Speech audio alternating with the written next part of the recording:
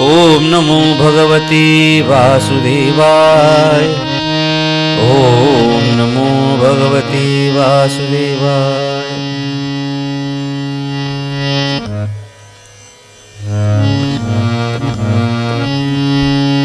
तत्वागताहं शरणं शरण्यं स्वभृत्य संसारतरोः कुठारम् जिज्ञासयाहं प्रकृते पुरुषस्य नमामि स्वधरम् अविदां वरिष्ठम्।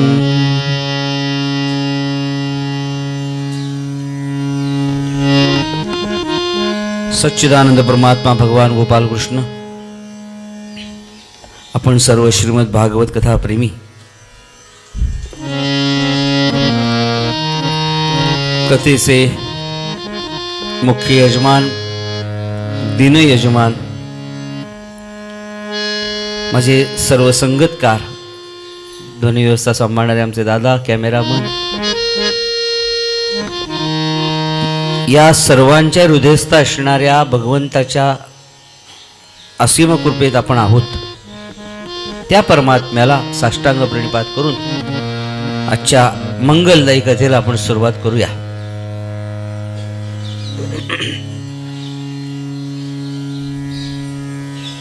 कर्दम आणि देवहूती, कर्दम ऋषी आणि देवहूती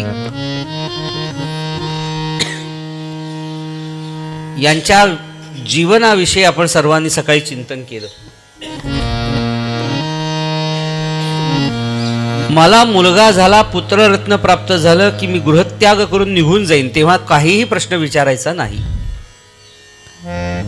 या कर्दमांच्या अटीला देवहूती मातेनं मान्यता दिली. अनेक वर्ष कर्दम ऋषी आपल्याच उपासनेमध्ये दंग होते, पण स्वतःच्या अपेक्षा, स्वतःच्या इच्छा यांचं साध पुसटशी कल्पना सुद्धा देवहूती मातेनं त्यांना करवून दिली नाही. का? ती जर करवून दिली तर त्यांच्या उपासना, त्यांच्या अनुष्ठानामध्ये बाधा पोचू शकेल. एक दिवस कर्दमांना लक्षात आलं, अरे आपण आपल्या पत्नीकडे पाहिलंच नाही, आणि पुन्हा तिला आपल्या उपासनेच्या ताकदीवरती, पुण्याईच्यावरती तिला दिव्य शरीर प्राप्त करून दिलं. या मिलनातून 9 मुली झाल्या. त्यांच्या पाठीवरती मुलगा जन्माला आला. मुलाचं नामकरण विधी करण्यात आलं. त्याचं नाव कपिल महामुनी ठेवण्यात आलं. बारशाच्या निमित्ताने जमलेल्या 9 ऋषींना आपल्या 9 मुलींचा विवाह करून कर्दम ऋषी, देवहूती माता त्या बंधनातून मुक्त झाल्या. अब आगे संसार वाईट वाईट असं सगळे म्हणतात, पण संसाराचा एक फार मोठा गुण आहे. तो काय? तर ती परमार्थाची प्रयोगशाळा असते. प्रपंच वाईट आहे का नाही असं काही जण म्हणजे वाईट आहे, वाईट आहे, वाईट आहे. सर्व संतांनी बऱ्याच ठिकाणी वाईट म्हटले, पण अगदी बरोबर आहे. पण प्रपंच ही परमार्थाची प्रयोगशाळा आहे. परमार्थामध्ये आपण कसं वागायचं याची प्रयोगशाळा इथे करून बघायची आहे. तपासून बघायचं आहे आपला परमार्थ व्यवस्थित होणार आहे का नाही, तो तपासून बघायची जी प्रयोगशाळा कुठली, तर तो प्रपंच आहे. सोनाराच्याकडे तो सोनं तपासून बघायचा एक दगड असतो बघा, तो काळ्या रंगाचा असा, तो असा त्याच्यावर घासून बघतो. आता मला सांगा, त्या सोन्याच्या किमती एवढा तो दगड असतो का? ज्या दगडावरती सोनं तपासून बघितलं जातं, ज्या सोन्याची प्रयोगशाळा म्हणून दगड पाहिला जातो, तो दगड त्या किमतीचा असतो का? अजिबात नाही. त्याची काहीच किंमत नसते त्या सोन्याच्या तुलनेमध्ये. पण तरी सुद्धा तो दगडावरतीच सोनं तपासलं पाहिलं जातं. तसं प्रपंचरूपी सोनं तपासून बघायचं झालं तर दगड कोणता आहे? तर तो परमार्थरूपी सोनं तपासून बघायचा दगड तो प्रपंच आहे. किंमत काही नाही, पण तो असल्याशिवाय पुढे जाता येत नाही. आणि आता आपण जी कथा ऐकणार आहोत कपिल महामुनींची, ती कथा त्याच्यावरती आधारित आहे.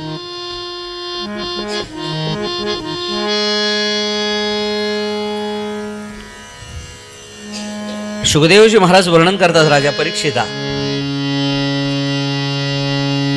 या 9 मुलींनंतर जन्माला आलेला कपिल पाहिला आणि कर्दमांनी त्याला उचलून घेतलं, चेहऱ्याचं अवग्रहण केलं आणि तसाच्या तसा मुलगा आपल्या बायकोच्या हातात दिला आणि कर्दम ऋषी पुढे निघून गेले. मागं वळून सुद्धा बघितलं नाही. ते बाहेर पडणार तेवढ्यात ती म्हणाली, अहो अडवू नकोस, मी तुला आधीच सांगितलं होतं मुलगा झाल्यावरती मी गृहत्याग करेन. नाही म्हणे महाराज, मी तुम्हाला अडवत नाहीये, पण मला एकच तुम्हाला विचारायचंय, काय माझा उद्धार तरी करून जा, माझा उद्धार करून जा ना, मला काही उपदेश करून जा. तुमच्याशिवाय या तुमच्या उपदेशावरती मी जगेन आणि या लेकराबरोबर. तेव्हा कर्दमानी माग परत बघितलंही नाही आणि उत्तर दिलं, तुझ्या हातामध्ये जो कपिल आहे ना, तो तुझ्या उद्धारासाठी जन्माला आलेला आहे. आणि निघून गेले.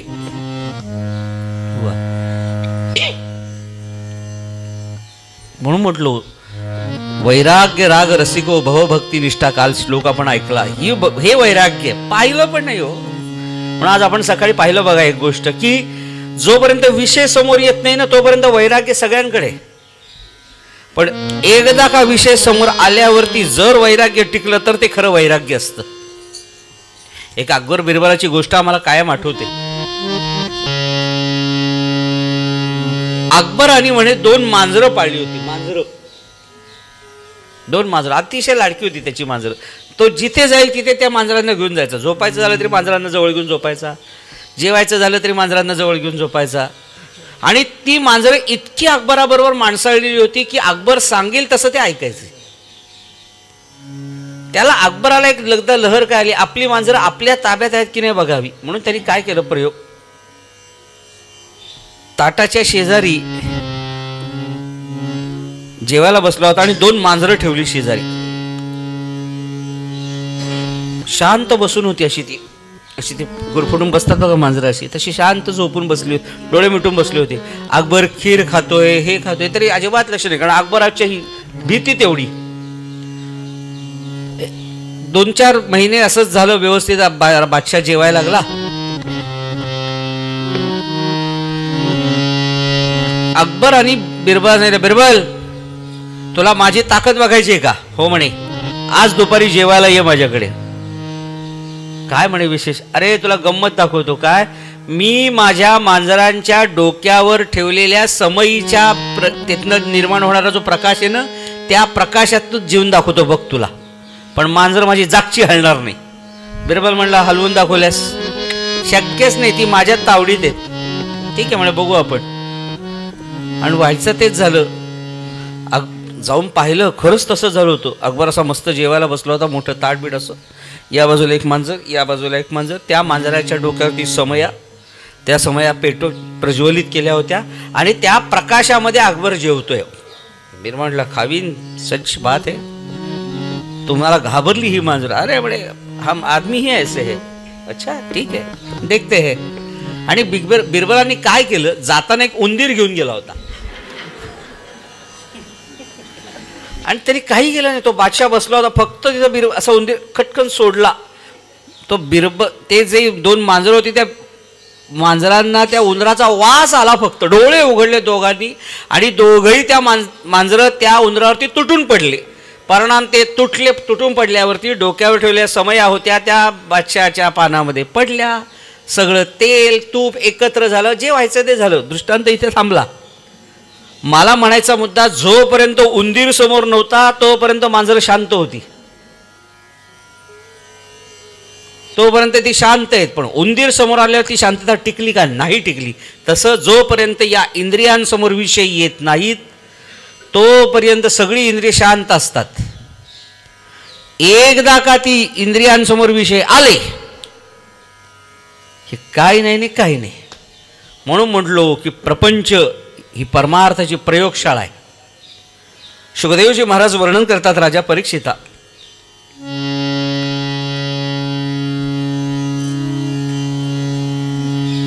लहान कपिल आता रांगायला लागला, बोबड बोबड बोबड बोबड बोलायला लागला. आणि हा आपला मुलगा, हा मुलगा आपल्या उद्धारासाठी आला आहे ही देवहूती माता विसरलीच. कारण त्या बालक्रीडामध्ये इतकी रमून गेली की ती विसरूनच गेली की अरे हा आपल्या उद्धारासाठी आलाय. आता मुलगा मोठा झाला, सज्ञान व्हायच्या मार्गाला मुंज झाली त्याची, आणि एवढं सगळं होऊन सुद्धा पूर्ण विसरून गेली की अरे हा आपल्या उद्धारासाठी आलाय. एक दिवस संध्याकाळच्या वेळेस कपिल महामुनी एका खांबाला टेकून बसले होते. सूर्य अस्ताचलाला जात होता, असं सुंदर मंगलमय वातावरण होतं आणि शांत असे टेकून बसले होते. आणि देवहूती माता काहीतरी बोलायला विचारायला म्हणून कपिलांच्या जवळ गेली आणि बघतीये तर कपिलांच्या चेहऱ्यावरती बारीकसं स्मित होतं, बारीकसं प्रतिपदेची चंद्रकोर असावी ना तसं, तितकंच बारीक. आणि ती चंद्रकोर हास्य असे असतं ना ते सहेतुक असतं बऱ्याचदा, आणि कपिल मुनींच्या चेहऱ्यावरचं हास्य ते सहेतुकच होतं. आई अगं तुझ्या उद्धारासाठी मी आलोय आणि तू विसरून गेली ग तुझा उद्धार व्हावा म्हणून, असे चेहऱ्यावर भाव होते. आणि हिला लक्षात आलं अरे आपला हा मुलगा आपल्या उद्धारासाठी जन्माला आलाय आणि आपण याच्या क्रीडेमध्ये, याच्या बालक्रीडेमध्ये रमून गेलो.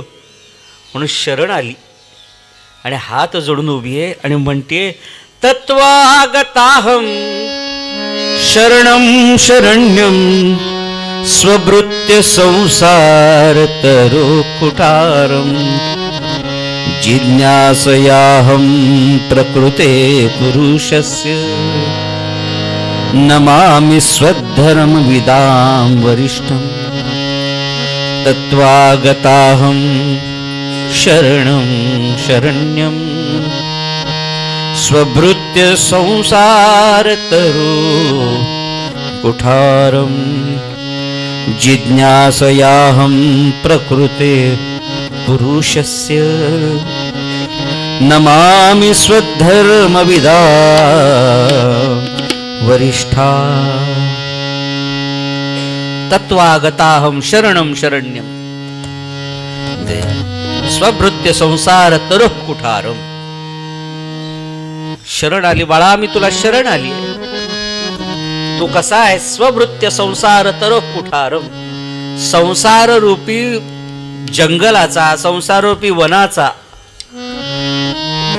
आपल्या हातात असलेल्या कुठार, आपल्या हातामध्ये असलेल्या परशून निपात करणारा, संसार रूपी भवरोग रूपी वनातील झाडांना कापणारा असा तू आहेस. कुठारम या शब्दाचा अर्थ आहे परशु. परशुनी जसं झाड कापलं जातं तसं संसार रूपी, भवसागर रूपी, भवरोग्य रूपी जे वन आहे, जंगल आहे, त्याचा वनामधल्या जंगलाचा निपात करणारा, काढणारा तू आहेस. अशा तुला मी शरण आली आहे. बाळा माझा उद्धार कधी करशील? कपिलांनी उत्तर दिलं आई तुझ्या उद्धारासाठीच मी जन्माला आलोय. मग अरे इतके दिवस थांबला का? इतके दिवस थांबला का? तेव्हा कपिलांनी काय उत्तर द्यावं? आई उद्धार तुझा व्हावा अशी तुझी इच्छा आहे ना. जोपर्यंत तू शरण येत नव्हती तोपर्यंत तुझा उद्धार मी नाही करू शकत. आपला उद्धार व्हावा असं वाटत असेल तर ज्याच्याकडनं उद्धार करून घ्यायचा आहे त्याला शरण जावं लागतं. आणि कृपया मोफत कोणालाही ज्ञान देऊ नये. एक तर त्याच्याकडनं त्याचा मोबदला तरी घ्यावा, नाही तर त्याला शरण त्यांनी यावं आणि सांगावं बाबा रे मला ज्ञान देतोस का? मला ज्ञान देतो का? माझा उद्धार करतो का? आमचे गुरुजी फार सुंदर उदाहरण देतात. विहिरीमधनं पाणी काढायचं झालं तर ती घागर सोडली जाते बघा दोरीला बांधून. ती घागर खाली पाण्यात जाते. ते पाणी केव्हा भरलं जातं तिच्यामध्ये? जेव्हा ती घागर थोडी तिरकी होते तेव्हा तरच ते पाणी आत भरलं जातं. वाकली तर ती वाडी आत जातं ना. तसं ज्याच्याकडनं आपला उद्धार व्हावा, ज्याच्याकडनं आपल्याला उपदेश मिळावा अशी इच्छा असेल त्याच्यासमोर थोडं वाकावं लागतं. असं असं वाकावं लागतं तर ते ज्ञानामृत या घागरीमध्ये येतं. आणि दुसरी गोष्ट ती घागर रिकामी असावी लागते तरच ती वागते. आपल्याला सगळं येतंय. कधीही मिळणार नाही, असाच असतो काय. बघा काय व्हायचं, अरे मग कशाला तुला ज्ञान मिळेल? आधी ती रिकामी असावी लागते. आणि दुसरी आणखीन पुढची गोष्ट सांगू का, आपण रिकामी आहोत हे तिला जाणवलं पाहिजे आधी. नाही तर काही रिकामी असतातच पण त्यांना ते जाणवतच नसतं, झुकेगा नाही. अशी लोक काही असतात. काय व्हायचं ते होते, काय होत नाही. हां काय व्हायचं ते होते, आपण कोणासमोर झुकणार नाही. अरे असं कसं होईल? तुला पाहिजे ना ज्ञान, त्याला शरण अवस्था जावी लागते बाबा, त्याशिवाय उपयोग नाही. त्याशिवाय माणसाला काही मिळत नाही. म्हणून घागरीचं उदाहरण आमचे गुरु ती थोडी तिरकी झाल्याशिवाय, बाबा रे नम्र झाला भूता त्याने कोंडिले अनंता. ज्याची विद्या आहे तो सुद्धा नम्र होतो काही वेळा, बऱ्याचदा. आणि मी तर कायम पुढे जाऊन जातो, जो खरा विद्वान असतो ना, विद्यावान असतो ना, विद्वान नाही खरा विद्यावान असतो ना, तो कायम नम्रच असतो. विद्वान फार नम्र कमी असतात. विद्यावान वेगळा आणि विद्वान वेगळा. बरं हो, तुलसीदासांनी विद्यावान आणि विद्वान या दोघांमधला फरक सांगितला आहे. विद्यावान आणि विद्वान कुठे संदर्भ दिला? जेव्हा भगवान मारुतीराय रावणाच्या दरबारात उभे राहतात आणि रावण म्हणतो बघ आज मी तुझ्यावरती आणि तू खालती उभा आहे. तेव्हा मारुतीराय स्वतःची शिफ्टीची सिंहासन करून वर बसतात ना, तेव्हा ते सांगतात मी विद्यावान आहे आणि तू विद्वान आहे. मारुतीराय विद्यावान आहेत. विद्यावान गुणी अति चातुर असा शब्द वापरलाय. विद्वान असतो तो कधीतरीच कोणासमोर तरी नतमस्तक होतो रे, तर त्याची विद्या त्याला अजिबात नमवू देत नाही. पण विद्यावान जो असतो ना तो कायम नम्र असतो. सत्य आहे, तो कायम नम्र असतो. म्हणून नम्र झाला भूता त्याने कोंडिले अनंता. ज्याला आपल्याला काही हवं आहे ना, आपल्याला हवं असेल ना काही, तर ते तसंच मागावं लागतं. जरा देता का हो, थोडं मिळेल का? आम्हाला मुक्त व्हायचंय हो. गुरुच्या समोर असंच जावं लागतं. महाराज तुमच्याशिवाय मला कोण आहे हो, असं म्हणूनच त्यांच्या समोर जावं लागत असतं. काही शिष्य गुरुच्या सान्निध्यात असे जातात की गुरुला काय येते हे बघायलाच जात असतात. असे कधीही मोठे होत नाहीत. जो कायम नम्र असतो ना त्याच्यावरतीच भगवंताची कृपा असते. आज सकाळीच आपण पाहिलं, एवढा परमात्मा उत्तरेला नमस्कार करतो. म्हणजे काय नम्रता असावी मला सांगा ना, काय नम्रतेची पातळी असावी. ज्या पांडवांना सर्व सत्ताधीश केलं ज्या भगवंतांनी, तोच भगवंत पांडवांच्या दारामध्ये उभं राहून खरकटी काढतो राजसूय यज्ञामध्ये. काय नम्रता असावी. मला कायम म्हणायचे, आपण ज्या परमात्म्याची कथा ऐकतो ना त्यातला नम्रता हा रूपी जरी गुण आपल्यात घेतला ना तरी खूप आपण पुढे जाऊ. माणसाने पाण्यासारखं असावं. माळिया जेवते नेले तेवते ती निवांतची गेले. ज्ञानेश्वर महाराज सांगतात, माळिया जेवते नेले तेवते ती निवांतची गेले. माळी जसं पाण्याला नेतो पाणी तसं जातं. पाणी जसं वळवेल तसं पाणी वळतं. पाणी म्हणत नाही मी का जायचं, त्याला गरज असेल तो येईल. मी का उसापर्यंत यायचं, उसाला गरज आहे ना, उसाने माझ्यापर्यंत यावं. नाही, माळ्याने नेलं ना, चल. माळिया जेवू ते नेले तेवू ते निवांत. काय शब्द सुंदर आहे. वावरती टिंब दिलंय ज्ञानोबारांनी. निवांतची गेले, त्याला काही नाही, तो नेईल. त्या पाण्याला माळ्यावरती विश्वास असतो की माळी मला बरोबर योग्य ठिकाणी नेणार आहे. म्हणून हा उदाहरण आहे. काही लोक असतात बघा, तो आल्याशिवाय मी बोलायला आल्याशिवाय मी जाणार नाही, गरज असेल तर येईल. पाणी नाही विचार करत हा. म्हणून पाण्याला जीवन म्हटलेलं आहे. म्हणून आपल्याला बरेच जण अशा लोकांना बाजूला ठेवतात. पाण्याला कोणी बाजूला ठेवेल का? नाही, ते गरजेचं आहे, कारण ते स्वभावच त्याचा तसा आहे. त्यामुळे गुरु समोर ज्याच्याकडनं प्राप्त करून घ्यायचं त्याच्यासमोर नम्रच असलं पाहिजे. आई जोपर्यंत तू शरण येत नाही तोपर्यंत मी तुला ज्ञान कसं प्राप्त करून देऊ सांग पाहू. ठीक बाळा, चुकलं माझं. म्हणून श्रोते हो, कपिलांचा जन्म हा ज्ञानोपदेश देणारा जन्म आहे. आई काय हवं बोल. इथे जो संवाद आलाय ना तो फार गोड संवाद आहे.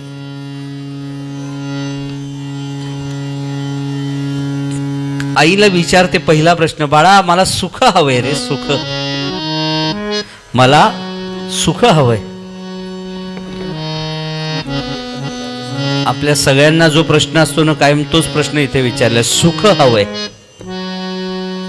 सुख बघा, ती एका राजाची मुलगी आहे, मनुराजाची मुलगी आहे. नंतर कर्दवान सारख्या वैराग्यपूर्ण पतीची पत्नी झाली तरी मनातली सुखाची अभिलाषा कमी नाही झाली. सगळ्यांनाच पाहिजे सुख. चेतः खल्वस्य बंधाय मुक्तये चात्मनो मतम. आई, सुख हे मान्यावर आहे ग, मनाच्या अवस्थेवरती अवलंबून आहे. मन एव मनुष्याणाम कारणम बंध मोक्षयोः. मन हेच सुख मिळण्यासाठी आणि सुख दुःख मिळण्यासाठी मन हेच कारणीभूत आहे. तू ते संसारात लावलं तर दुःख आहे, परमार्थामध्ये लावलं सुख आहे. कुलपासारखं आहे, इकडे फिरवलं तर लॉक होतं, तिकडे फिरवलं ते ओपन होतं ना, तसंच आहे. आपल्या सगळ्यांना सुख पाहिजे. कोणा सुख नकोय? इथे आहे का कोणी? मला हात वर करून सांगा पाहू. मला सुख नको आहे का कोणी? मी पण हात नाही वर करत.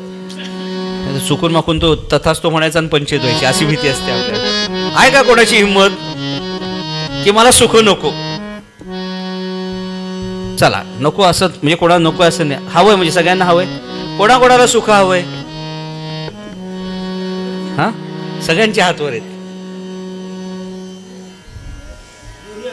हा, दोन्ही हातवर. मी या जन्माचे पुढच्या जन्माचे.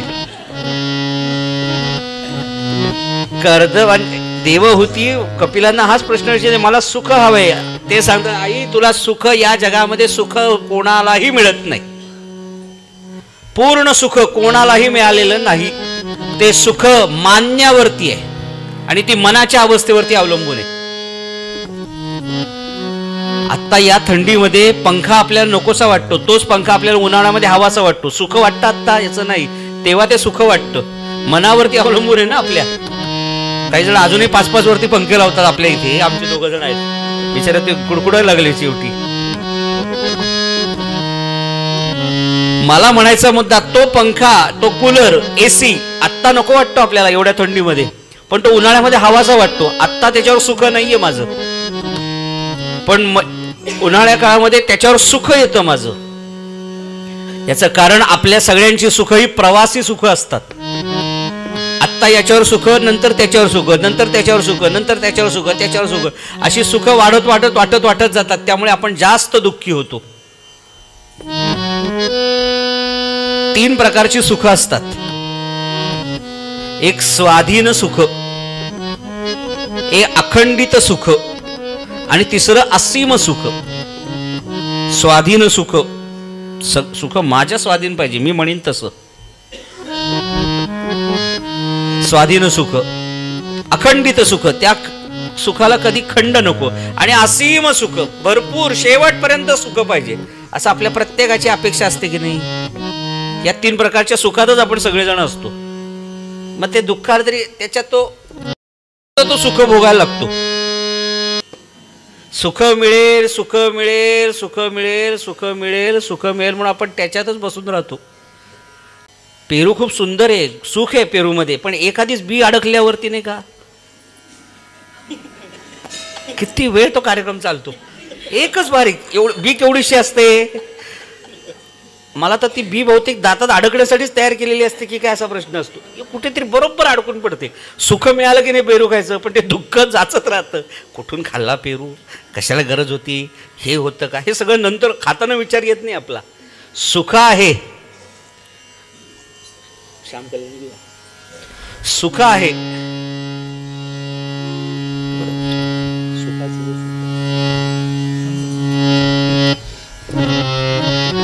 त्यामुळे आपल्या प्रत्येकाला सुख मिळतं, पण ते सुख मिळत नाही कारण त्याचा आनंद घेता येत नाही, उपभोगता येत नाही. कुठे ना कुठेतरी पुन्हा आम्ही ते सांगतो 98% सुख आहे, 99% सुख आहे, पण 1% ते सुख भोगू देत नाही.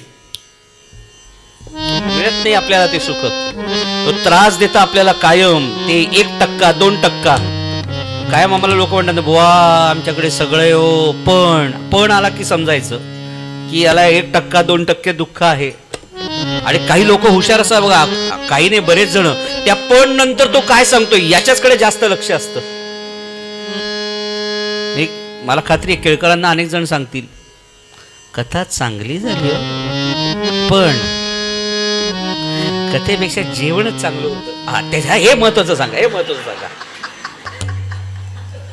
तो पण आहे ना, पण आहे ना, हा अपूर्णता दर्शक असतो कायम. अपूर्णता दर्शक असतो कायम.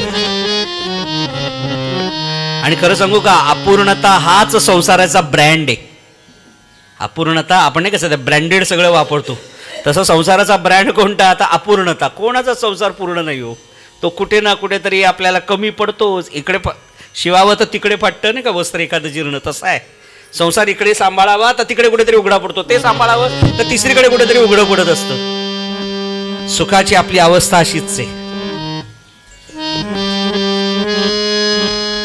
एक हंडाभर दूध आहे, मला सांगा श्रोते हो, त्या हंडाभर दुधाला दह्यामध्ये जर रूपांतरित करायचं झालं तर हंडाभर विरजण लागतं का हो? विरजण एक चमचाभरच लागतं. तसं आहे, हंडाभर सुख आहे माझ्याकडे, पण त्याचं विरजण लावाय, त्याचं जर समजा विकार गभे, त्या दुधामध्ये विकारच येतो ना, दही म्हणजे, त्यात विकार जर आणायचा ना तर एवढंच दुःख भास पडतो आणि ते भोगू देत नाही. दिवा सुंदर आहे, पण दिवा लावल्यावरती दिव्याखाली अंधार. तो अंधार आहेच आहे ना तिथे, कुठे ना कुठेतरी ते ठेवलेलंच असतं आपलं. आणि माणसाचं ते लक्ष तिथे जास्त जातं, म्हणून तो मिळालेलं सुख भोगू शकत नाही. आज सगळ्यांनी आपण जिलबी खाल्ली, सगळ्यांनी बऱ्याच जणी ताव मारला, अनेकांना सुंदरच. मी त्या पदार्थाबद्दल बोलत नाही, मला पुढे जायचंय. जिलबी एका ताटामध्ये भरून जिलबी ठेवली आहे, सुख आहे समोर, इच्छा पण होतीये, असीम सुख आहे, अखंडित सुख आहे, पण स्वाधीन नाहीये ना. स्वाधीन नाहीये का? एवढी जिलबी ठेवली आहे, पण शेजारी फक्त 500 ग्रॅमची ग्लुकोन गोळी आहे, एवढीशी. ती एवढीशी गोळी त्या सुखाला भोगू देत नाही. असीम आहे, अखंडित आहे, पण स्वाधीन नाहीये. स्वाधीन सुख नाहीये. ती गोळी नाही बाबा, हो गोळी डॉक्टरने सांगितलं खाऊ नका, ती गोळी आहे, नाही तर भानगडीत व्हायची नाही, ते उद्योग होऊन बसायचे. हे दुःख त्या सुखाला भोगू देत नाही. नाहीये का आपल्याकडे? आहे ना. आणि म्हणून मी पुन्हा पुन्हा तेच सांगतोय की ते जे छोटंसं दुःख आहे ना, ते एवढ्या सुखाला भोगू देत नाही. आणि संत मात्र नेमके याच पातळीवरती आपल्या पुढे निघून जातात.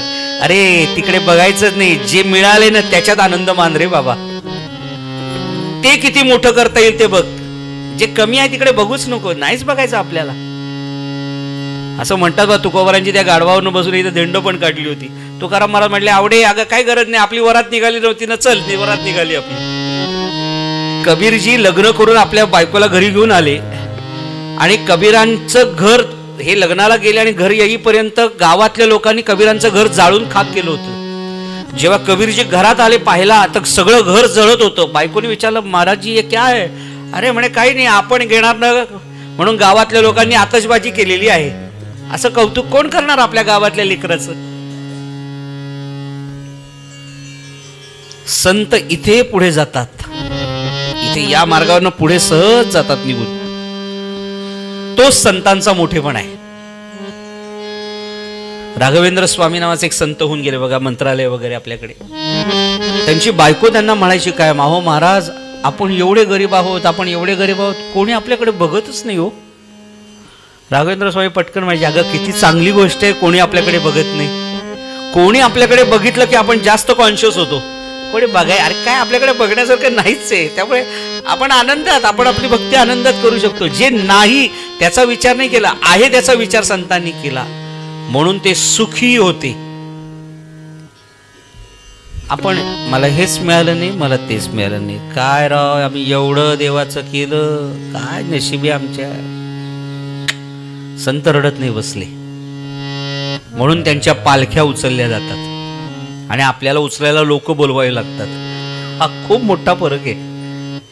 संत अरे काय हरकत नाही, बरे झाले देवा निघाले दिवाळे, परी या दुष्काळे पिढा गेली. बरे झाले देवा बाईल कर्कशा, बरी ही दुर्दशा जनामध्ये. म्हणून मला तो कायम प्रश्न पडतो, तुकोबारांकडे काहीही नव्हतं,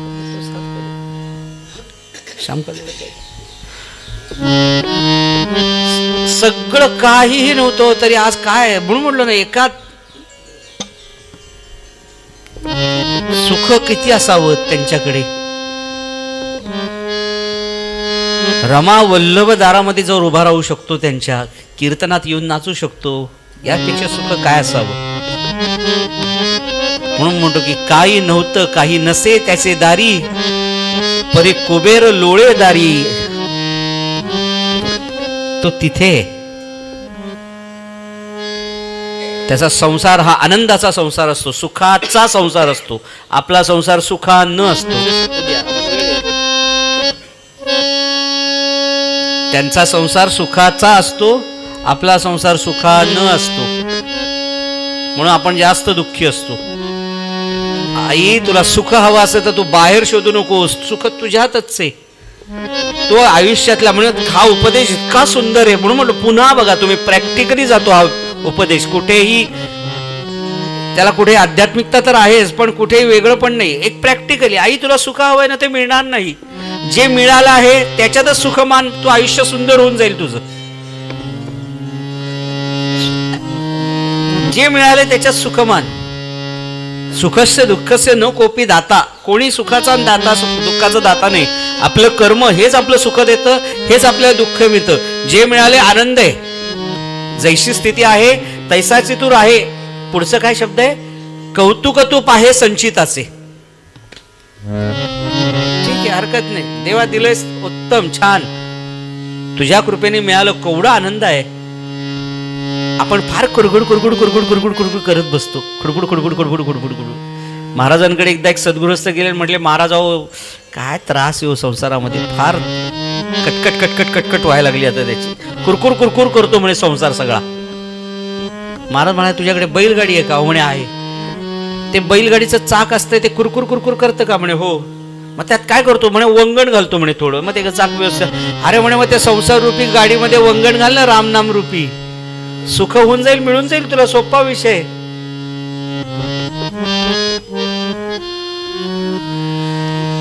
आमचे एक मित्र एक दृष्टांत देतात, छान उदाहरण आहे. नाव सुद्धा सांगतो. आज त्यांचा वाढदिवस आहे. आमचे रवींद्र पाठक म्हणून एक फार मोठे रामकथाकार आहेत. आज त्यांचा वाढदिवस आहे म्हणून त्यांची आठवण आहे. ते एक छान उदाहरण आम्हाला कायम देतात, ते त्यांच्या प्रवचनात देतात.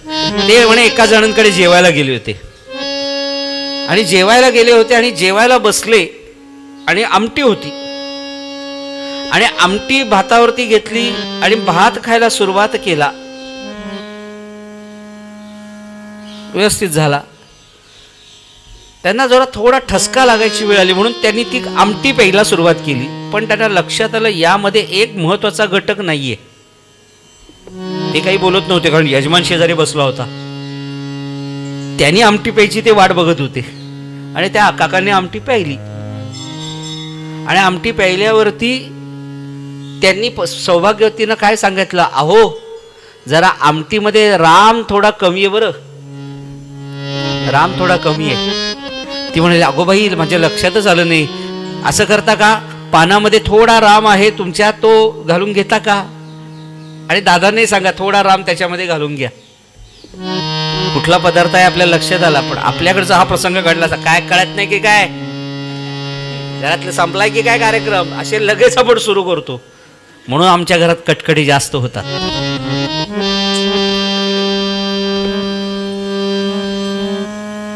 सांगायचा मुद्दा इथेच आहे की ते असीम सुख, स्वाधीन सुख आणि अखंडित सुख नाही मिळत.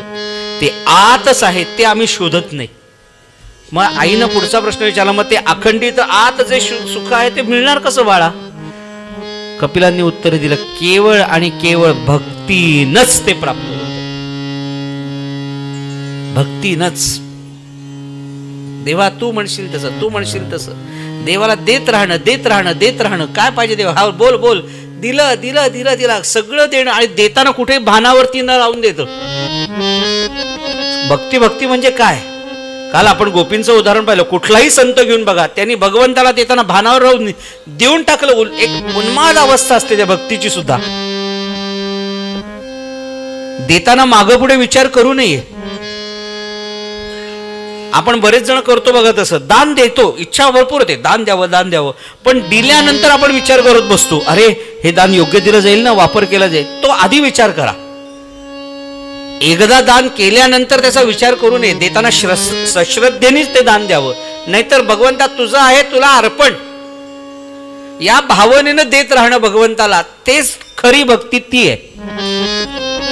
मी देतोय या भावनेने दिलं, देव घेत सुद्धा नाही, ते लांब टाकून देतो.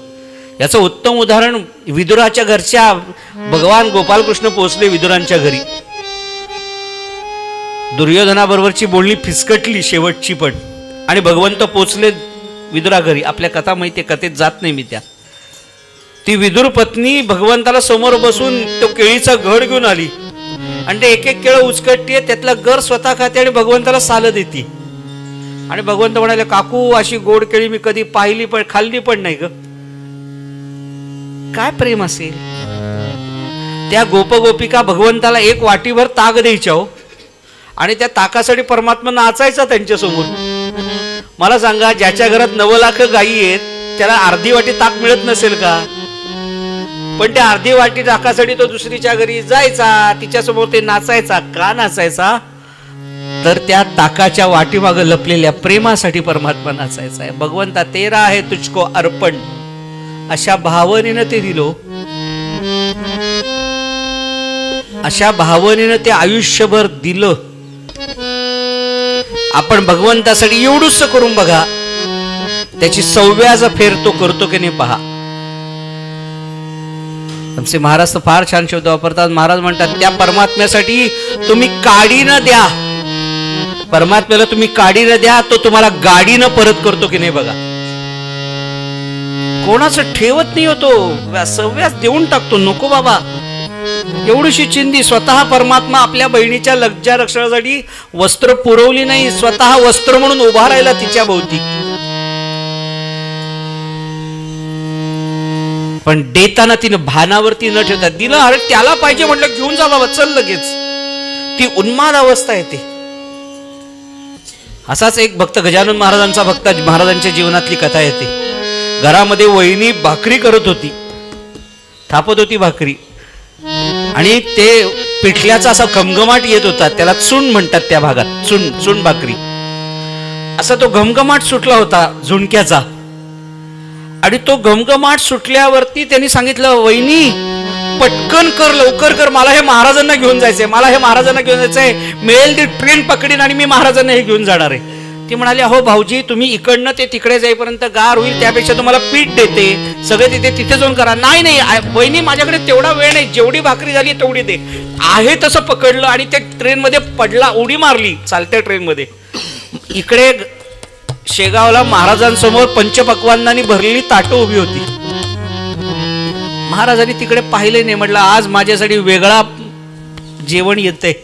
महाराज थांबून राहिले त्या चुण भाकरीसाठी, आणि ती इतक्या प्रेमाने महाराजांनी खाल्ली की परिणाम पुढे महाराजांवरती ते लावलंच गेलं की महाराजांना चुण भाकरी फार आवडते. दिलं ते मनापासून दिलं, प्रेमापणे दिलं. द्यायचं म्हणून आपलं दिलं नाही येते. म्हणून म्हणतो, त्याला तुम्ही एकदा देऊन बघा, तो 6व्या ठेवत नाही हो आपल्याकडे. हीच परमात्म्याची भक्ती असते. नाही तर आपण जरा एवढंच देतो आणि आपण दिलंय. जरा तिकडे चाललाय, जरा बघावं. ते एका खोलीसाठी पैसे दिले होते, आपल्या नावाची खोली आहे का? अरे मग तुझ्या उपासनेची खोली काय राहिली? देताना याचा विचार करू नये कधी हो. आणि पुन्हा सांगतोय, देताना श्रद्धायुक्त अंतःकरणाने द्यावं. महाभारतामध्ये एक उदाहरण आलंय, फार छान आहे उदाहरण. सश्रद्ध मनाने जर दिलं नाही तर ते कसं ठरतं माहिती का?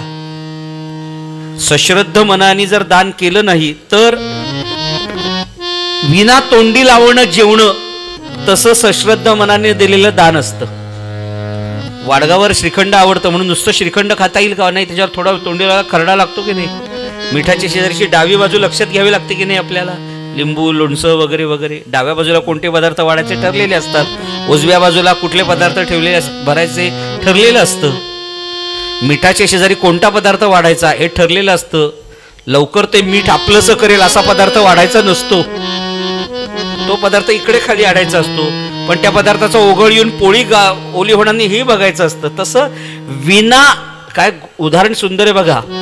विना तोंडी लावणं जेवण म्हणजे सश्रद्धपणानं केलेलं दान. सश्रद्धपणाने दान करावं आणि ते त्याचं आहे, त्याला दिलं, यालाच भक्ती म्हणतात. देवा देऊन टाकलं रे, बस काय नाही माझ्याकडे, खरंच काही नाही, काही नाही, काही नाही, काही नाही. बंधनापासोनी उकलली गाठी, देता आली मिठी सावकाश, बोलावा विठ्ठल, पहावा विठ्ठल, करावा विठ्ठल, जीवे भावे, बोलावा विठ्ठल, पहावा विठ्ठल. येणे सोसे मन झाले आवभयी, परत माघारी येत नाही, बोलावा विठ्ठल, पहावा विठ्ठल. आयुष्यात दिलं दिलं दिलं दिलं म्हणून तो परमात्मा घे घे घे म्हणत असतो. आणि भक्ती हीच खरी, त्याची तृप्ती जी येते ना ती विलक्षण असते. देवाने घे म्हणावं आणि आपण नाही म्हणावं. उद्या संध्याकाळी कथा येईल आपल्या, उद्या किंवा परवा, की प्रल्हादाला भगवंत एवढं म्हणतात, हे घे हे घे हे घे, आणि प्रल्हाद प्रत्येकच म्हणतो नको नको नको नको नको. देवाने घे म्हणावं आणि आपण नको म्हणावं. हे कधी येतं?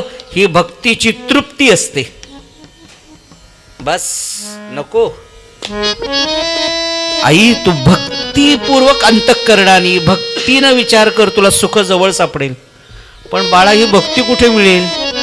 एनी सुपर मार्केट, डीमार्टला का जिओ मार्टला कुठे मिळेल?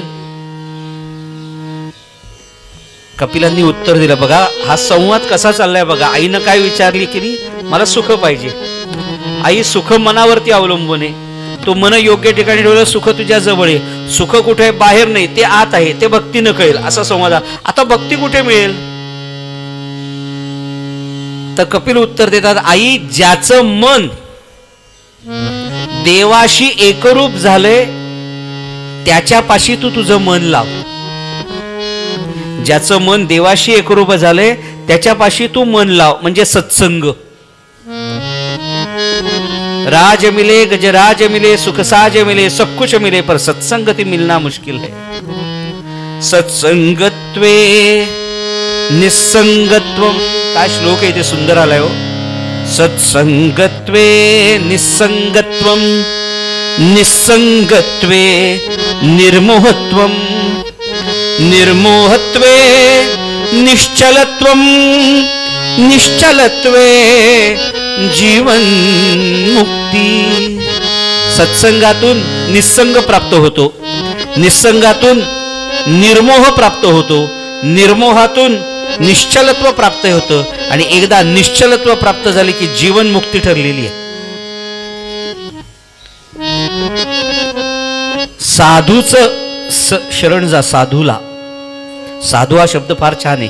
जरा हा प्रकरण थोडं लांबणार आहे, कारण काय मुख्य ही कपिल गीता इतकी अवघड आहे, ती खूप सोपा करण्याचा प्रयत्न परमात्म्याच्या कृपेने करतोय. म्हणून ही संध्याकाळची वेळ ठेवली. दुपारची वेळ ठेवली असती तर म्हणजे अच्छा सत्संग काय, तसं होण्याची दाट शक्यता असते. साधू, साधू म्हणजे काय? ज्यांनी 6 धुतलेले असतात त्याला साधू म्हणतात. काम क्रोध लोभ मोह मद मत्सर 6 धुतले तो साधू. साधूचं लक्षण जाईल. आईने विचारलं, अरे हा साधू कुठे सापडतो? दाढी वाढवली, जटा वाढवल्या, भस्म बिस्म लावलो की तुझा साधू झाला का? नाही नाही नाही म्हणे आई, साधूची लक्षणं सांगतो तुला. साधूची लक्षणं: तितिक्षव कारुणिका सरुद सर्वदेहिना अजात शत्रव शांता साधव साधुभूषण. पहिला शब्द वापरला तितिक्षवा. तितिक्षा सहन करण्याची. सर्व सहनम सर्व दुःखाना आमसा तितिक्षा. येऊ दे दुःख, आलं ठीक आहे, हरकत नाही, जे असेल ते. परिस्थितीनुसार मनस्थिती तयार करणे याला तितिक्षा म्हणतात. परिस्थितीनुसार मनस्थिती तयार करणे. आपण उलट करतो, मनस्थितीनुसार परिस्थितीचा प्रयत्न करत बसतो.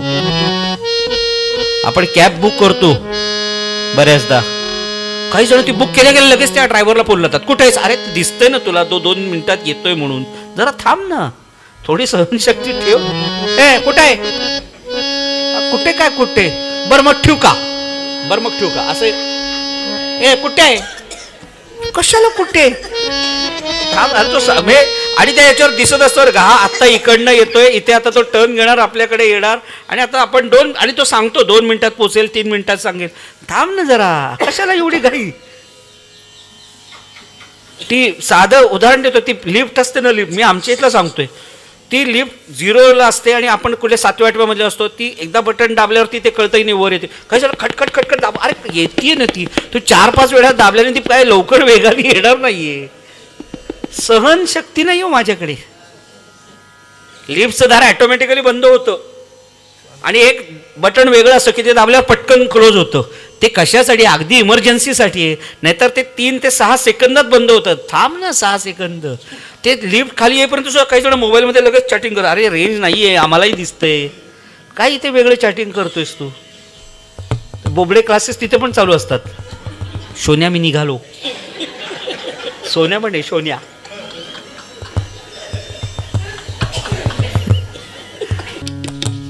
त्यामुळे मला प्रत्येक गोष्ट सहन करायची सवय लागते. जो सहन पहिला शब्द वापरला, तितिक्षव कारुणिका,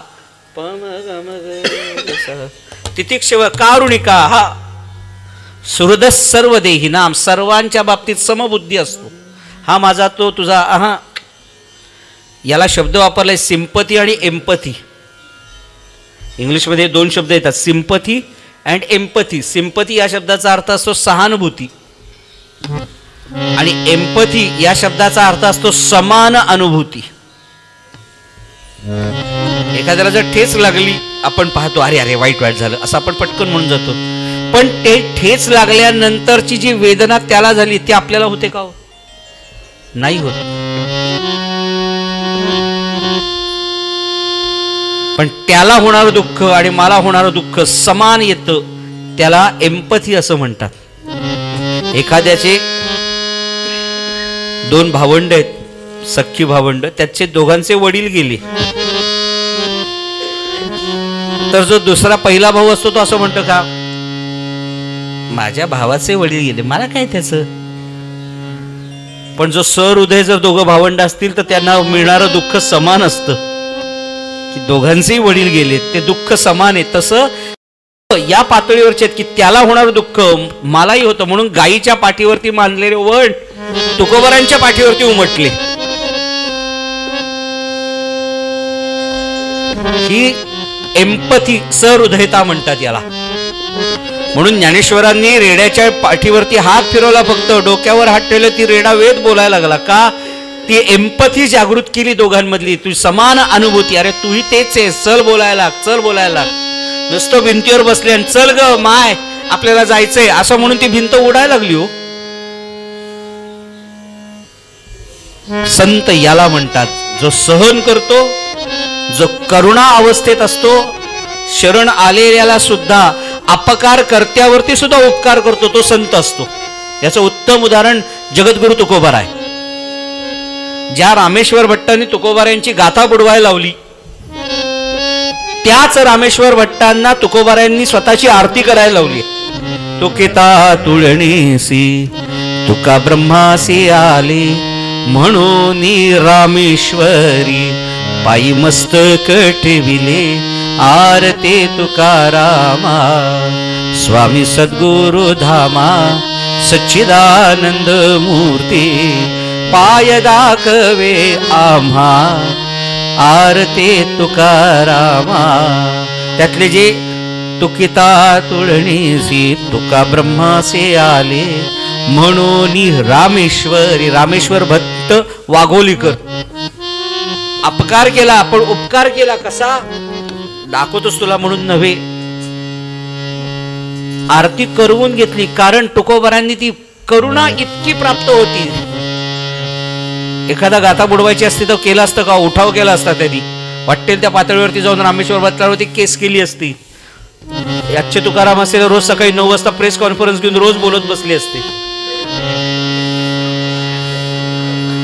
पण सहनम सर्व दुःखानाम, हे ठीक आहे, हेही दिवस जातील.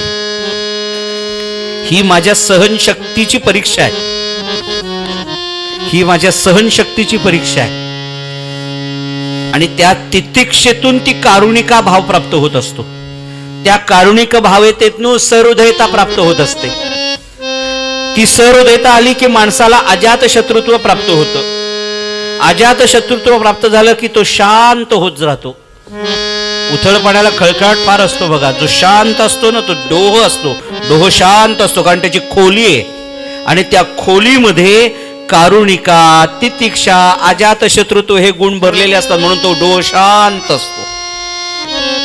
समुद्र शांत असतो बघा आत गेल्यावरती, बाहेरचं सांगत नाही. आत समुद्रात गेल्यावरती शांत असतो समुद्र. का? ती खोली आहे त्याला प्राप्त. आणि आपल्या साधा झरा असतो तो खळखळ खळखळ करतो. आपण सगळे तसे असतो कळ्यासारखे. उथळ पाण्याला खळखळाट फार लगेच. आता माझी सटकली, जर मेरा विरुद्ध घडली, आता माझी सटकली. पण संत कुठे सटकत नाही तो. हा फार महत्वाचा मुद्दा आहे. तुकोबारायांच्या अंगावर गरम पाणी ओतलं. काय तुकोबाराय आरडाओरडा करायला लागले होते, हरकत नव्हती. पण तुकोबाराय तिथे अभंग निर्माण झाला. जळे माझी काया लागला सो वणवा, धावरे केशवा माय बापा. मला म्हणायचा मुद्दा, या संतांचं चरित्र आपण पाहिलं, नुसतं वाचू नका हो. हे आपल्या अंगी आणले पाहिजे ते गुण थोडे तरी, थोडे तरी. आधी छोटीशी वाचली बघा, थोडे तरी येऊ द्या हो. आपण काही तुकाराम होणार नाहीत याची खात्री आपल्याला आहे. मला मुद्दा तिथेच सांगायचा आहे. कपिल महामुनी आईला तेच सांगतात, आई तुला सुख पाहिजे, सुख भक्तीने मिळेल. भक्ती हवी तुला सत्संगामध्ये प्राप्त करावे लागेल. आईना आता कपिल महामुनी विचारतात, आई आता सत्संगती कुठे मिळेल सांगू का तुला? फार सुंदर इथला संवाद आहे. तेवढा सांगतो आणि आपण पुढच्या कथेकडे जाऊया. सत्संगती कुठे मिळेल सांगू का? आईनं काय करावं? आई उभी राहिली, देवहूती माता, आणि म्हणाली, बाळा आता सत्संगती कुठे सांगायची गरजच नाही. आपल्याच लेकराच्या चरणावरती मस्तक ठेवलं, मला सत्संगती मिळाली. श्रोते हो, संगती या शब्दामध्ये गती हा शब्द आहे. एखाद्याच्या सान्निध्यात आपण गेल्यावर आपल्या आयुष्याला योग्य गती मिळते, ती संगती असते. कुठली गती मिळते आपल्याला? आणि चांगली गती मिळवायची असेल तर संगतीशिवाय पर्याय नसतो.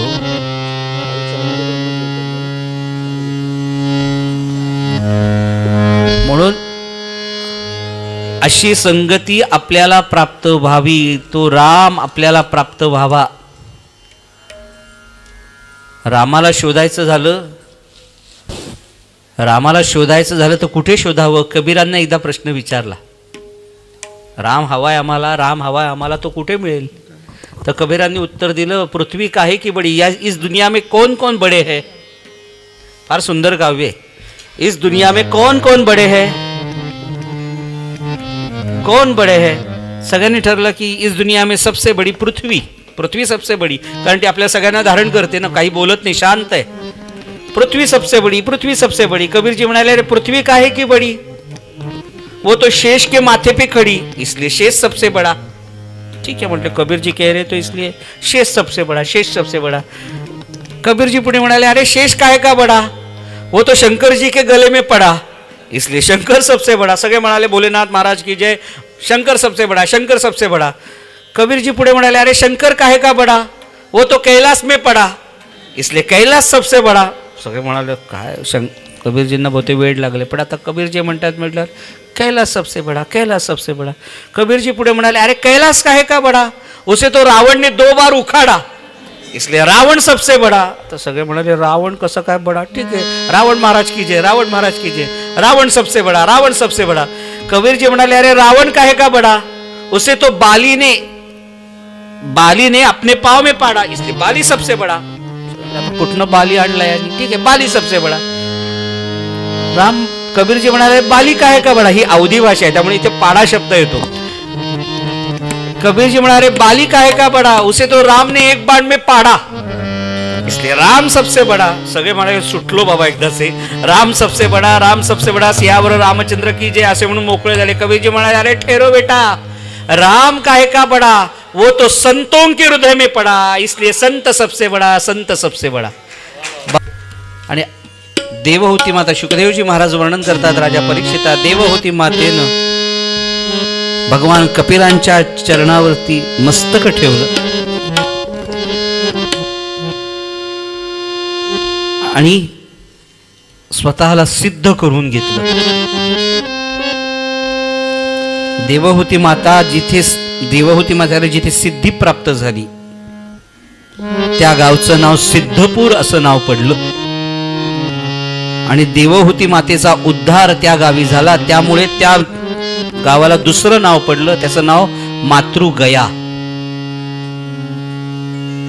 बिंदू सरोवरामध्ये स्नान केलं देवहूती मातेनं आणि आपला देह त्या सरोवरामध्ये अर्पण करून टाकला. कपिल महामुनी पुढे निघून गेले. कपिल महामुनी म्हणजेच भारतीय षड्दर्शनांपैकी सांख्य योगाचे प्रणेते म्हणजे कपिल महामुनी. शुकदेवजी महाराज वर्णन करतात राजा परीक्षिता, असं जीवन असावं, प्रवाही जीवन. जोपर्यंत जीवनामध्ये प्रवाह आहे तोपर्यंत जीवनाचा आनंद येते. एका ठिकाणी पाणी साठलं की अर्थ नसतो. राष्ट्रीय स्वयंसेवक संघाचे सरसंघचालक डॉक्टर हेडगेवारांना एकाने प्रश्न विचारला, महाराज मला जीवनाचा कंटाळा आलाय, मला आत्महत्या करायची इच्छा निर्माण झाली आहे. आता आत्महत्या करायच्या आधी फक्त तुम्हाला भेटायचं म्हणून मी आलो. आयुष्यातला शेवटचा उपदेश मला करा, मी आता निघणार आहे. आत्महत्या करणं ठरलेलं आहे काही झालं तरी. तर डॉक्टरांनी काय संदेश द्यावा, बाळा कर, काही हरकत नाही, जा जा आनंदाने जा, पण एक लक्षात ठेव, आपलं जीवन प्रवाही ठेवायचं असतं बाळा. जोपर्यंत जीवन प्रवाही आहे तोपर्यंत जीवनात आनंद आहे. जोपर्यंत जीवन प्रवाही आहे तोपर्यंत जीवनावरती तरंग निर्माण होत राहतात. पाणी एका जागी साठलं की त्याच्यावरती तवंग तयार होतो. आता तू ठरव, तुला तवंग म्हणून राहायचंय का तरंग म्हणून राहायचंय. आपलं जीवन हे असंच आहे हो, प्रवाही. शुकदेवजी महाराज तेच सांगतात, राजा असं जीवन असावं की तो उपदेश प्राप्त करून झाल्यावरती आनंदाने निघून जावं शांतपणे. शुकदेवजी महाराज पुढे वर्णन करतात राजा परीक्षिता, मनु आणि शतरूपा यांची दुसरी मुलगी, तिचं नाव प्रसूती. त्या प्रसूतीचा विवाह देवांचा राजा दक्ष राजा त्याच्याशी झाला. आणि आता या दक्ष आणि प्रसूती यांना एक मुलगी झाली. त्या मुलीचं नाव त्यांनी दाक्षायणी असं ठेवलं.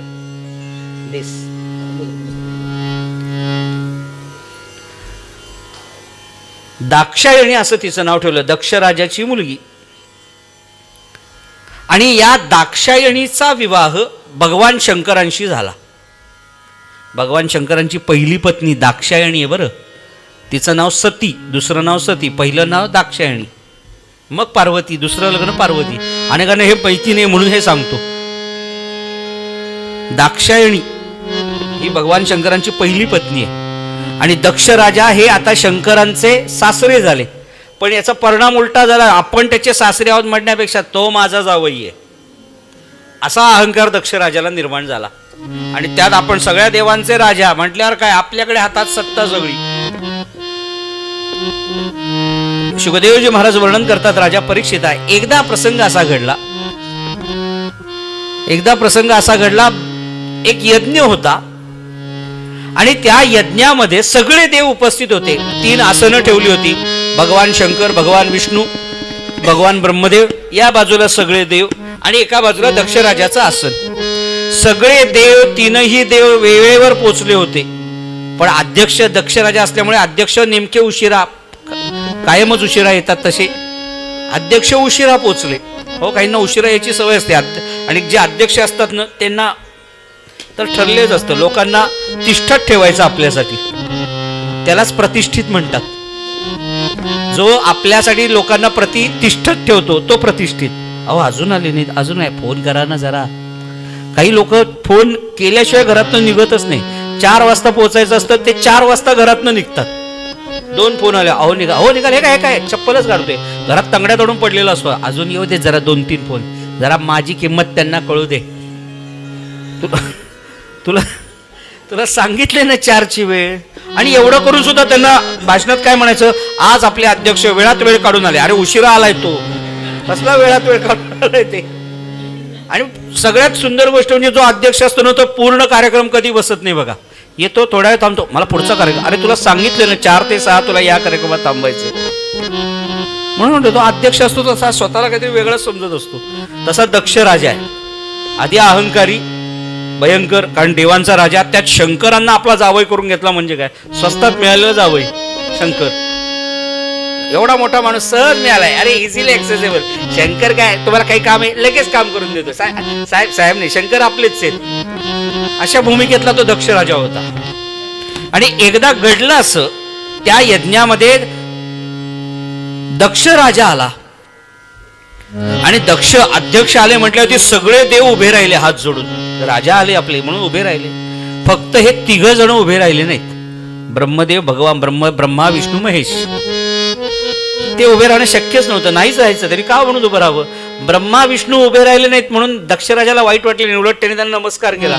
राग कुठे आला, मी आलो तर आपला जावई उभा राहिला नाही आपल्यासाठी, का राग आला हो. त्यावेळेस तो काही बोलला नाही सासरा हो. पण 2026 होऊन जाऊ दे, अधिक महिना, मग तो आहे मी बघतो. सांगायचा मुद्दा, इतका दक्ष राजा चिडला, घरी आला आणि प्रसूतीला सांगितलं तुझा जावई, तुझा जावई. बघा तुझा जावई, आतापर्यंत सगळं माझा जावई चाललं होतं, तुझा जावई. एवढा सुद्धा त्याला कळत नाही. आपण उभा, मी आलो म्हटल्यावरती उभं राहावं, तुझा जावई, हाती लाडावून ठेवला, तुझा जावई, तुझा जावई. जेव्हा विपरीत घडतं तेव्हा तुझा जावई असतो, तुझा मुलगा, हाती लाड, हाती लाड. आणि चांगल्या मार्काने पास दे, अभ्यास घेतला ओढी. अहो काय सांगू, कष्ट मी घेतले आणि जरा फेल होते, दिलं नाही त्या गोष्टी, लाड हाती लाड, तसं झाला गर्ग. तुझा जावई, तुझा जावई.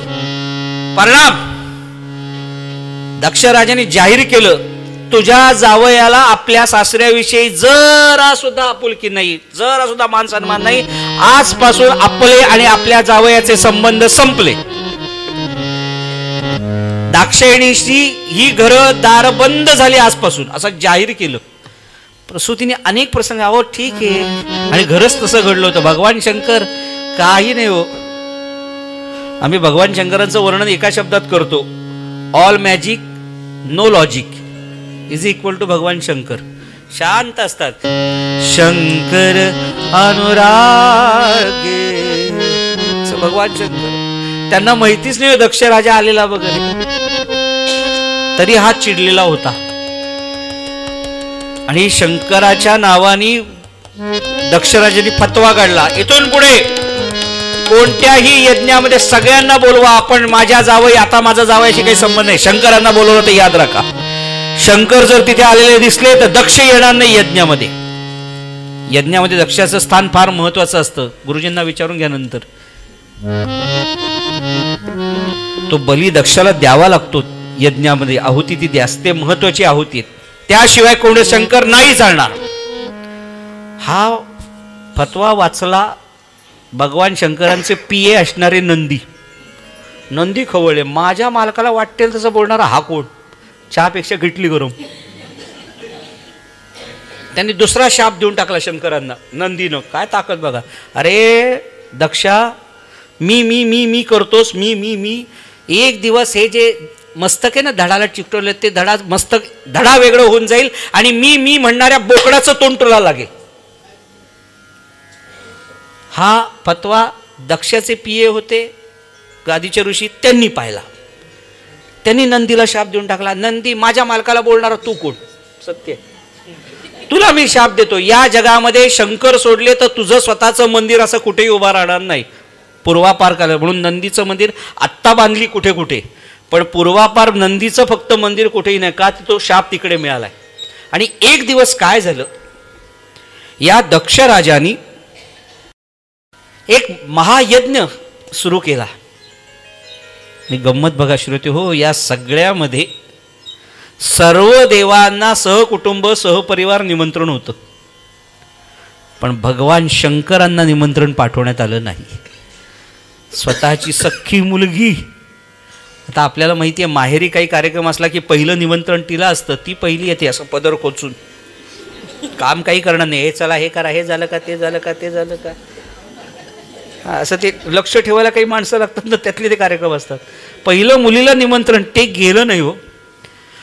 आणि ही संध्याकाळची वेळ, गले भोजंग भस्म अंग, भगवान शंकर शांत ध्यानस्थ आहेत आणि दाक्षायणी पायाशी उभी आहे.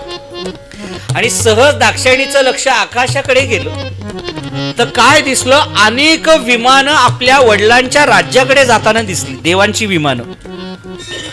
दाक्षायणी विचार करते, आज एवढी विमानं आपल्या बाबांच्या गृही राज्यामध्ये जायचं कारण काय असेल, असा विचार करत होती ती.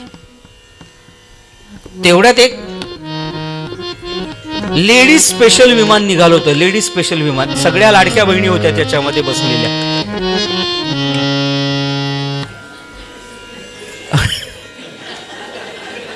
आणि त्या विमानामधल्या ज्या प्रमुख बाई होत्या ती अतिशय चंचल वृत्ती असणारी लक्ष्मीबाई होत्या पहिल्या. त्यांनी खाली पाहिलं असं विमानातून, अरे दाक्षायणीच्या माहेरी एवढा मोठा यज्ञ आहे आणि दाक्षायणी अजून इथेच. सगळं माहित होता कार्यक्रम काय घडलाय. ए विमान जरा खाली गे रे कैलासावर. आता काही गरज आहे का, मला जायचं ना स्वतः निघून तिथे, पण काही ना ती सवयच नसते. हा विमान खाली उतरलं, सगळ्या जणी उतरल्या, या या या या या. अगं लक्ष्मी किती चंचल म्हणून म्हणतात बघा. अगं अगं दाक्षायणी मी काय म्हणते, तुझ्या घरी एवढा कार्यक्रम असून तू अजून इथेच. अगं काही काही जायचं नाहीये का. असा प्रसंग फार बिकट असतो. अशा प्रसंगी तिने काय उत्तर द्यावं दाक्षायणीनं. तिला लक्षात आलं हे प्रकरण काहीतरी वेगळं आहे. आपल्याला बोलवलं नाही आपल्या वडिलांनी, पण आपले पतिराज आणि आपले वडील यांमध्ये झालेला वाद आणि आपलं संबंध तुटलेत हे कोणाला बाहेर कळू देत नाही होती. पतिव्रता असते ती. म्हणाले, अहो लक्ष्मीबाई ताई मी निघणारच आहे, आता थोड्या वेळ निघणारच आहे, पण तुम्हाला माहिती आहे ना आमचे शंकर ते एकदा समाधी अवस्थेत गेले की ते बऱ्याच वेळ समाधी अवस्थेतनं बाहेर येत नाहीत. आणि ते बाहेर आले की त्यांना खूप भूक लागते, त्यामुळे त्यांचं फक्त भुकेची तजवीज करते आणि मी निघणारच आहे. असं का, बर बर बर बर, नाही तुला जर म्हणणं असेल तर आम्ही थांबतोय तेवढ्या वेळ, आमच्या विमानात तेवढी जागा आहे. नाही नाही जागा जरी असली तरी तुम्ही पुढे व्हा, मी आलेच. बरं विमान निघून गेला आणि वाईट वाटायला लागलं दाक्षायणीला. अरे आपल्याला बोलवलं नाही, आपल्याला बोलवलं नाही. आणि स्वाभिमान सुद्धा जागृत झाला. काय, माझ्या पतीला न बोलवता यज्ञ होतोच कसा हे मी जाऊन स्वतः बघते.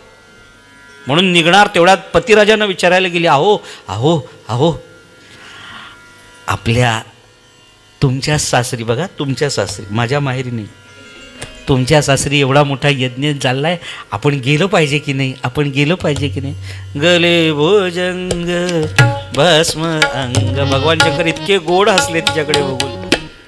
दाक्षायणीला विचारलं, दाक्षायणी आपल्याला बोलवलंय. नाही. मग दाक्षायणी तुला एक नियम सांगतो, बोलवल्याशिवाय कुठेही जाऊ नये. फक्त भगवंताची कथा आणि भगवंताचं नामस्मरण जिथे चालू आहे तिथे न बोलवता जावं. आपण नेमकं उलटं करतो. हा एवढी कथा, साधं निमंत्रण पाठवलं नाही आपल्याला, तोंड बघणार नाही. कथेचं उत्सवाचं तोंड बघणार नाही. वास्तविकता कथा कोणाला निमंत्रण पाठवायची गरज नाही. ज्याचा उद्धार व्हावा अशी इच्छा असेल त्याने आपणहून बसायचं असतं. भगवान शंकर म्हणाले, बोलवलं नाही आपण जायचं नाही. नाही म्हणे महाराज मी जाते, तू जा, पण होणाऱ्या परिणामाला तयार राहा, काही होणार नाही परिणाम. शुकदेवजी महाराज वर्णन करतात राजा परीक्षितात, दाक्षायणी यज्ञाच्या ठिकाणी पोहोचली आणि माझ्या पतीशिवाय यज्ञ होतोच कसा. हा यज्ञ हरिद्वारच्या जवळ कनखल नावाचं ठिकाण आहे, तिथे घडलेला प्रसंग आहे. माझ्या पतीशिवाय हा यज्ञ होतो कसा नवे नवे हा यज्ञ मी होऊ देणार नाही. म्हणून जो यज्ञ धगधग धगधग धगधग करत होता त्या यज्ञामध्ये दाक्षिणी मातेने उडी मारली आणि स्वतःचा देह त्या यज्ञामध्ये दग्ध करून टाकला. सगळीकडे आरडाओरडा सुरू झाला, धावा धावा धावा धावा धावा, सती माता देह जळाला. ही बातमी पोचली भगवान शंकरांपर्यंत. भगवान शांत होते. भगवंताच्या जटेतनं वीरभद्र नावाचा एक 11 पुरुष निघाला. तो आपल्या सेनेसह सगळा निघाला आणि त्या सेनेसह त्या यज्ञाच्या इथे वीरभद्र आला. त्यांनी सगळ्या देवांना निपात केला. वाटेल तसं तुंबळ युद्ध झालं. या तुंबळ युद्धामध्ये वीरभद्रांनी आपल्या खडगाने दक्ष राजाचं मस्तक धडा वेगळं केलं. सगळीकडे चिखलाचे रक्ताचे लोट वाहत आहेत. मासाचा चिखल सगळीकडे झाला होता. सगळीकडे भीषण भीषण अवस्था निर्माण झाली होती. त्या यज्ञकुंडाच्या शेजारी सती मातेचा देह सर्व जळून दग्ध झाला होता. काळा ठिक्कर पडलेला देह होता. भयान शांतता सगळीकडे पसरली होती आणि भगवान शंकर तिथे पोहोचले आणि आपल्या सतीला आपल्या शक्तीला पाहतायत. भगवान शंकर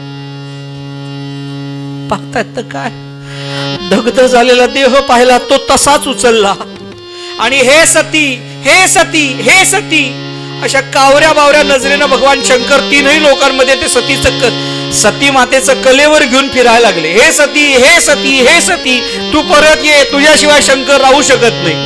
परिणाम भगवान शंकर इकडे इतस्ततः पळायला लागले म्हटल्यावरती उत्पत्ती स्थिती होत होती, लयाचं मात्र अवस्था बिकट झाली होती. भगवान शंकर जोपर्यंत शांत होत नाही तोपर्यंत लय ही अवस्था प्राप्त होणार नाही. म्हणून भगवान विष्णूंनी आपल्या दिव्य बाणाने त्या सतीच्या देहावरती प्रहार केला.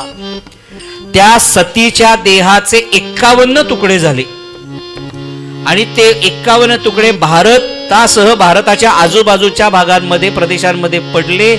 त्या सती मातेच्या शरीराचे तुकडे ज्या ज्या ठिकाणी पडले ती सर्व शरीर ठिकाणं शक्तिपीठ तयार झाली. ती भारतामध्ये 51 शक्तिपीठ तयार झाली. सती माता भारत मातेमध्ये विलीन झाली आणि भगवान शंकर शांत अवस्थेत पुन्हा कैलासावरती उपस्थित आहेत. सगळे जण देव, काहींचे हात तुटले, काहींचे तोंड तुटलं होतं, काहींचे डोळे फुटले होते. कारण वीरभद्राचा सपाटा असा काही निघाला होता, जो येईल तो कापला जात होता, जो येईल तो अशा अवस्था घेऊन आता जायचं कुठे, कारण घरात कोणी घ्यायला तयार नाही. हे आमचे नाहीत, हे आमचे नाहीत म्हणत. म्हणून सगळे जण निघाले. हे जागेवर आणू शकेल तो एकच माणूस, भगवान विष्णू. भगवान विष्णूंकडे आले आणि भगवान विष्णूंनी सगळ्यांची बिनपाणीने कार्यक्रम केला. तुम्ही यज्ञात गेलातच कशाला? ज्या यज्ञामध्ये शंकर नाही म्हटल्यावरती मी आणि ब्रह्मदेव दोघांनीही बहिष्कार घातला होता, अशा यज्ञात तुम्ही गेला कशाला? प्रसाद हवा होता ना, भोग हवे होते ना, घ्या भोगा आता. भगवान विष्णूमुळे आम्ही नाही करू शकत. कोण मदत करेल? ब्रह्मदेवांकडे जाते, काही मदत करतायत का बघा. ब्रह्मदेवांकडे आले. ब्रह्मदेव म्हणाले मी 74चा पुढचा, सक्रिय राजकारणातनं निवृत्त, माझ्या हातात काही नाही, फार फार तर राज्यपाल करतील मला इथून पुढच्या काळात. मग यातनं मदत कोण करेल? आमची अवस्था विद्रूप झालेला कोण करेल? ज्यांनी केलं त्यांच्याकडे जा. शंकर नको बाबा, त्यांच्याकडे जायचं म्हणजे एक रपाटा पाहिलाय. तेव्हा भगवान ब्रह्मदेव आणि विष्णू म्हणतात अरे ते शंकर आहेत, शंकरो तिथे शंकर हा आशुतोष येतो, सहज संतोष पावणारा. त्यांची जाऊन स्तुती करा, ते सहज प्रसन्न होतील. आणि सगळे देव भगवान शंकरांच्या इथे आले. भोलेनाथ भगवान की जय. सगळ्यांनी भगवान शंकरांकडे पाहतात. नी रे रे ग रे नी रे. आणि भगवान शंकरांकडे पाहताय. आणि भगवान शंकरांकडे पाहताना भगवान शंकरांची दिव्य दृष्टी. जटाजूट माथ्यावरी चंद्रकला शेरे दरे. जटाजूट माथ्यावरी चंद्रकला शिरेधरे सर्पमाळ रुळे उरी सर्पमाळ रुळे उरी चिता भस्म सर्वांगास चिता भस्म सर्वांगास लिंपून राहे माझ्याकडे देव माझा पाहतो आहे मागे उभा मंगेश पुढे उभा मंगेश मागे उभा. मग भगवान शंकरान पाहताय प्रत्येकाकडे आणि भगवंताच्या करुणामय मूर्तीनं दृष्टीनं सगळ्यांची व्यथा सहज दूर झाल्या. सगळेजण फक्त हात जोडून उभे होते. भगवान शंकराची करुण मूर्ती पाहताय आणि तो एक तिकडे कोपऱ्यामध्ये ज्याचं धड कापलं गेलं होतं ना, जो तो धड उभाच राहू शकत नव्हता, नुसता धडका मारत बसला होता असा दक्ष. सगळे देव म्हणाले त्याला आणा, अध्यक्षांना बोलवा. आणि अध्यक्ष आले, काही त्यांना माहितीच नव्हतं. सोक्याने हात जोडायला लावले, तसेच हात जोडले आणि भगवान शंकरांनी पाहिलं त्याच्याकडे. करुणामय मुद्रेनं एका मेंढ्याचं मस्तक आणलं, ते दक्षाला लावलं आणि भगवान शंकरांनी पाहता क्षणी ते मुख जोडलं गेलं. आणि जेव्हा मेंढ्याने डोळे उघडले तेव्हा आपला जावई नव्हे आता भगवान शंकर दिसायला लागले. आणि त्यांनी नमस्कार केला, माझं चुकलं, आता मी मी मी मी जाल गेलं, आता तू तू तू तू तूच राहिलं. पुढे उभा मंगेश मागे उभा मंगेश पुढे उभा मंगेश पुढे उभा मंगेश. ओम नमः शिवाय ओम नमः शिवाय. कंठे यस्य विराजते हि गरलं शीर्षे च मंदाकिनी वामांकी गिरिजाननं कटिपदे शार्दूल जम्बाम्बरं माया यस्य ऋणद्धि विश्वमखिलं तस्मै नमः शंभवे. जम्बूवत् जलबिन्दुवत् जलजवत् जम्बालवत् जालवत् पार्वतीपते हर हर महादेव. कैलास राणा शिवचंद्रमौळी फणींद्रमाता भ्रुकुटी कारुण्य सिंधू भव दुःखहारी तुझ वेण शंभो मज कोण तारी. भगवान शंकर आराध्य आपल्या सगळ्यांचा आशुतोष सहज संतोष पावणारा. आम्ही तर कायम सांगतो साध्या 3 पानांवर प्रसन्न होणारा देव. साध्या 3 पानं. 3 पानं म्हणजे बेलाची बरं.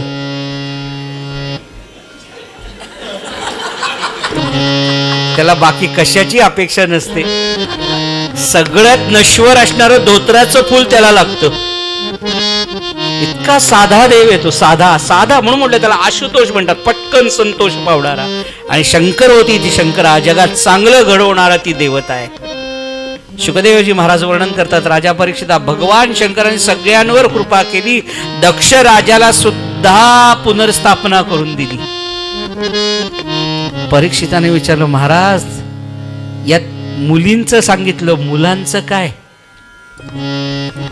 मुलांची कथा आपण मनू आणि शत्रुपाच्या 2 मुलं होती ना, त्यांचं काय? त्यांची कथाही मला सांगा. शुकदेवजी महाराज म्हणाले, नक्की सांगतो, फक्त आता 6ला 5 कमी असल्यामुळे आज नाही सांगत. उद्या सकाळी 9:30 वाजता ये, तुला उद्या सर्व सुंदर कथा मी सांगतो. मग तोपर्यंत मी करायचं काय? काही करायचं नाही. हरी बोल हरी बोल हरी हरी बोल हरी बोल हरी बोल